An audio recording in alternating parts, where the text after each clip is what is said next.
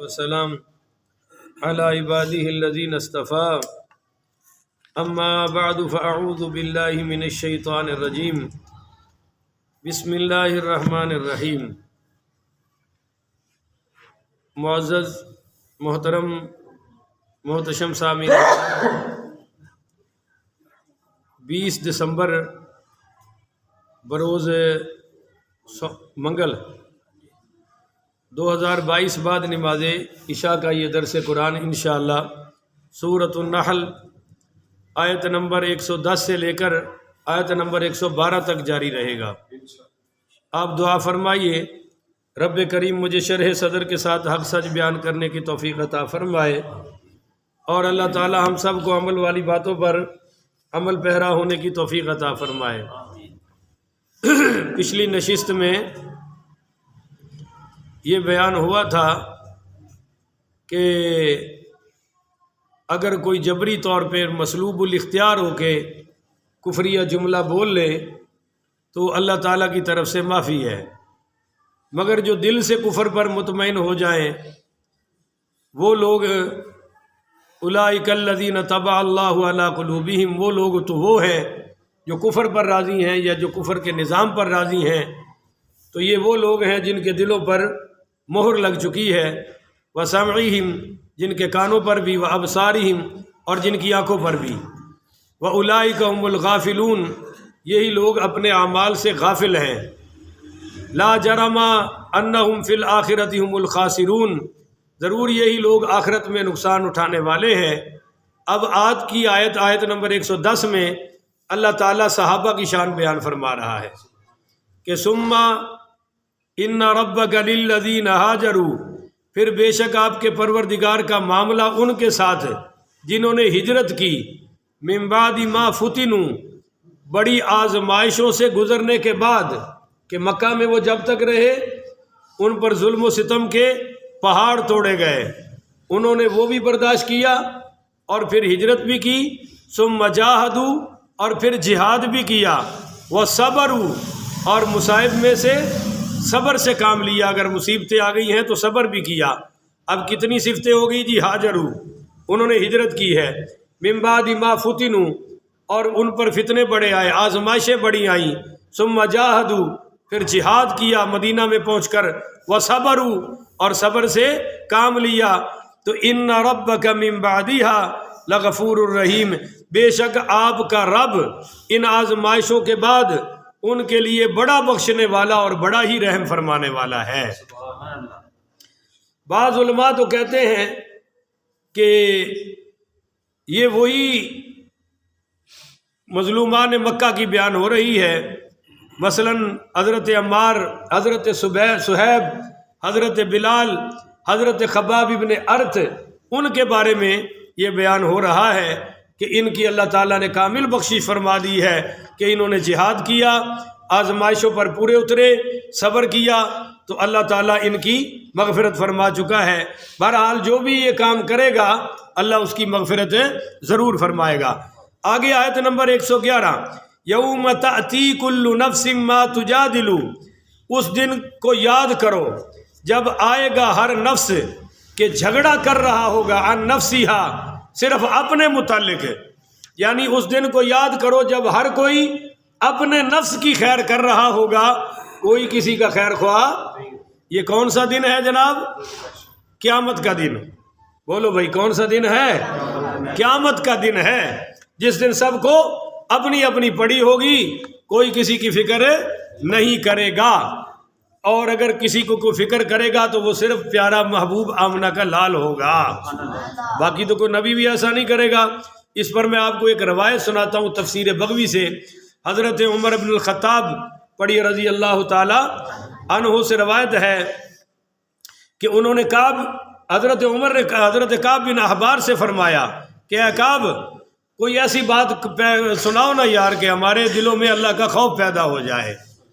تو حضرت کعب رضی اللہ تعالیٰ عنہ نے کہا کہ امیر المومنین، اگر آپ 70 پیغمبروں کے برابر بھی عمل کر کے لے جائیں، کتنے جی؟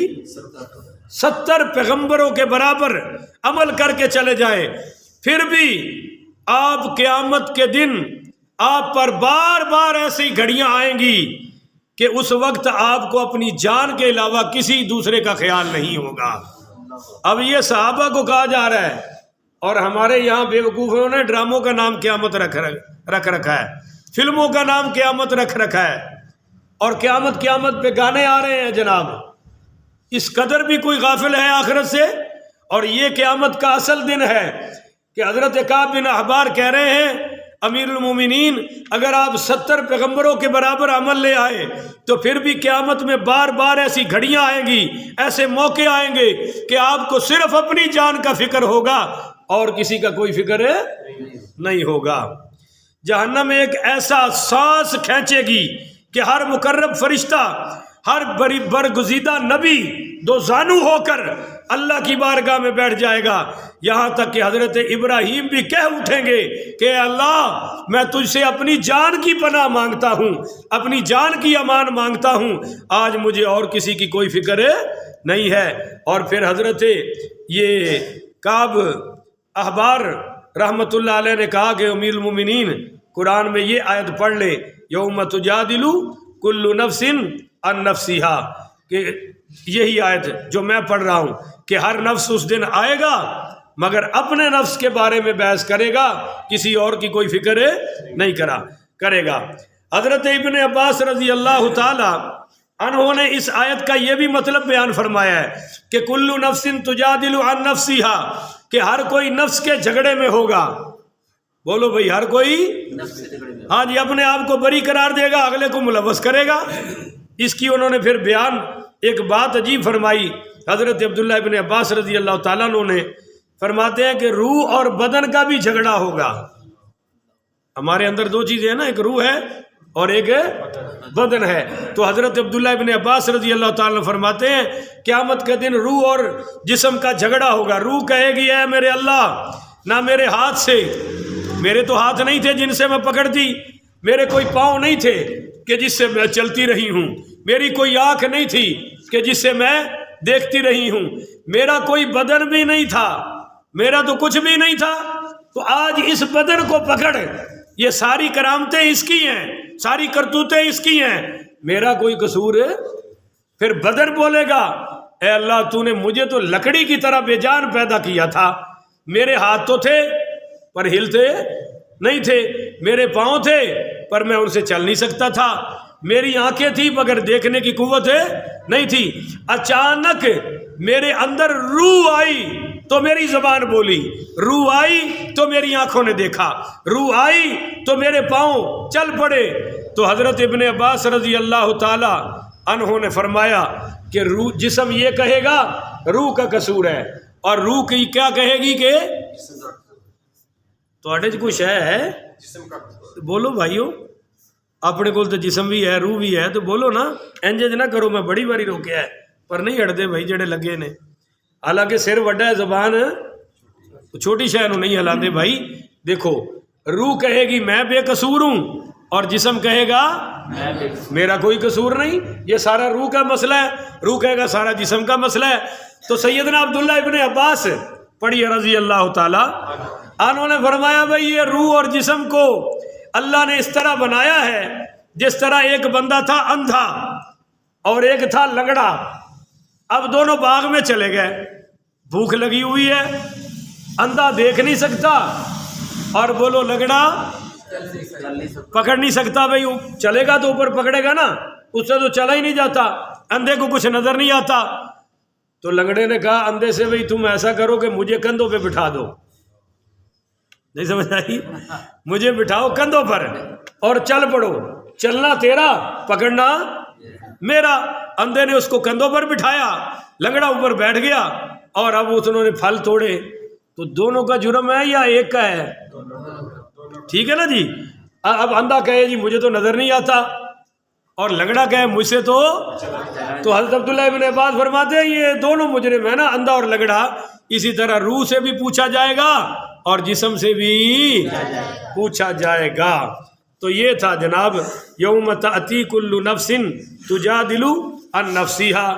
اچھا جی، وتوفی کل نفس ما عملت، اور اللہ فرماتا ہے پورا پورا بدلہ دیا جائے گا ہر نفس کو ما عملت جو وہ عمل کر کے دنیا میں آیا ہے، وہم لا یظلمون اور بولو بھائی ان پر کوئی کسی قسم کا ظلم نہیں کیا جائے گا۔ وضرب اللہ مثلا قریۃ، بیان فرمائی ہے اللہ تعالیٰ نے ایک مثال، ایک بستی تھی، کانت آمنتن جہاں بڑا امن تھا، بولو جی بڑا تو رزق زیادہ ضروری ہے یا امن زیادہ ضروری ہے؟ امن، اس لیے اللہ نے امن کی بات پہلے کر دی کہ ایک بستی ہے۔ کون سی بستی تھی اس کا کوئی بولو بھائی ذکر نہیں کیا۔ تو بعض علماء کہتے ہیں کہ بھائی یہ جو ہے نا بستی سے مراد یہ مکہ کی بستی ہے، اور یہ آیت جو میں پڑھ رہا ہوں آیت نمبر 112 یہ مدنی آیت ہے، اگرچہ سورت مکی ہے پر آیت کون سی ہے جی؟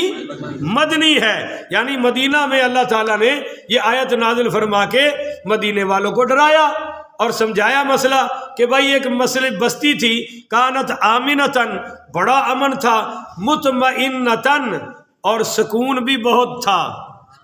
امن سے سکون آتا ہے، امن نہ ہو تو چین بھی نہیں ہے۔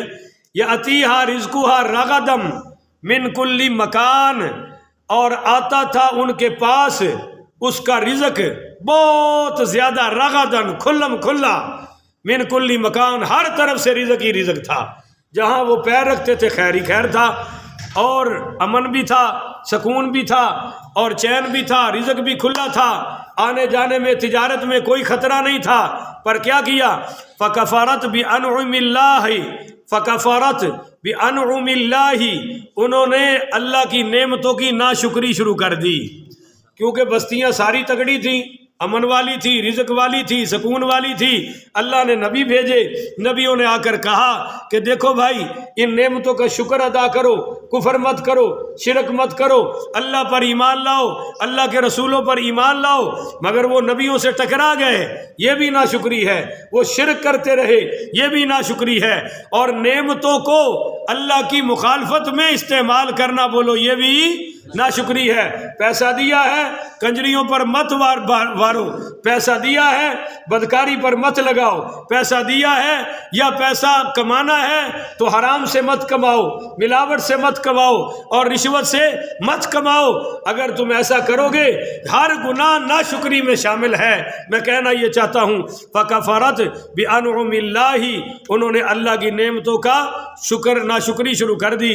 اب یہ بات ہے مکہ کی، مکہ والوں نے نبی کریم پڑھی صلی اللہ علیہ وآلہ وسلم کو 2.5 سال تو پہلے شاب ابی طالب میں قید کیا، کھانا پینا بند کیا، پھر ہجرت پر مجبور کر دیا، پھر اللہ کی ایسی لاٹھی برسی کہ انہی پر قحط آ گیا، حتیٰ کہ یہ کتے تک کھانے لگ پڑے، خنزیر تک کھانے لگے، یہ کتوں کی غلاستیں تک کھانے لگ پڑے، اتنا قحط آیا۔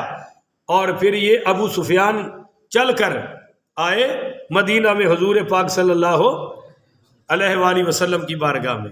اب یہاں لگتے ہاتھ مسئلہ بتا دوں، یہ سب سے پہلے اپنی بیٹی کے گھر آئے، سیدہ ام حبیبہ ان کی بیٹی تھی، حضور کی زوجہ پاک تھی، اپنی بیٹی کے گھر آئے تو جب یہ سرکار کی چارپائی پر بیٹھنے لگے تو حضور کا بستر بچھا پڑا تھا۔ سیدہ ام حبیبہ جو سیدنا امیر معاویہ رضی اللہ تعالیٰ عنہ کی بہن ہے، انہوں نے بستر اکٹھا کر دیا، کہا ابا جی ٹھہرے، بستر اکٹھا کر کے کہا بیٹھو۔ ابا سردار تھا، کہنے لگا بیٹی یہ بسترا میرے قابل نہیں تھا یا میں بسترے کے قابل نہیں تھا؟ تو انہوں نے کہا یہ بسترا پاک پیغمبر کا ہے، آپ اس بسترے کے قابل، حالانکہ ابا سکا ابا ہے، منہ بولا نہیں ہے، پر بیٹھنے نہیں دیا کہ پیغمبر کا بستر بھی پاک ہوتا ہے۔ اس سے سوچیں پھر جو پیغمبر کے بستر پر آئے وہ خاتون کتنی پاک ہوتی ہے۔ تو خیر ابو سفیان آئے، اس نے التجا کی کہ اے اللہ کے رسول، ہمارے بچوں اور عورتوں کا کیا قصور ہے، سب بھوکے مر رہے ہیں، آپ اللہ سے دعا بھی کریں اور ہمارے لیے مدد بھی کریں، ہمیں راشن بھی عطا کریں۔ تو میرے نبی نے راشن بھی عطا فرمایا، کیونکہ وہ رشتہ دار تھے نا، خاندانی تھے، تو پتہ چلا خاندان والے جو بھی کریں ہمیں وہ کرنا چاہیے جو پیغمبر نے کر کے دکھایا ہے۔ اور آپ نے دعا بھی فرمائی، جب حضور نے دعا فرمائی تو اللہ نے ان کا قحط ختم فرما دیا۔ اب ذرا پھر دوبارہ سمجھیں، پاکستان کے ساتھ بھی بالکل آج یہی حال ہو رہا ہے، اسی بستی والا۔ ذرا ترجمہ پھر سنیں، اللہ کہتا ہے کہ وَضَرَبَ اللَّهُ مَثَلًا بیان فرمائی اللہ تعالیٰ نے ایک مثال، قریۃً کانت آمنۃ مطمئنۃ، کہ ایک بستی تھی جو بڑی امن اور چین سے آباد تھی، اور یاتیھا رزقھا رغدا من کل مکان، کھلا رزق تھا، ہر طرف سے رزق ہی رزق۔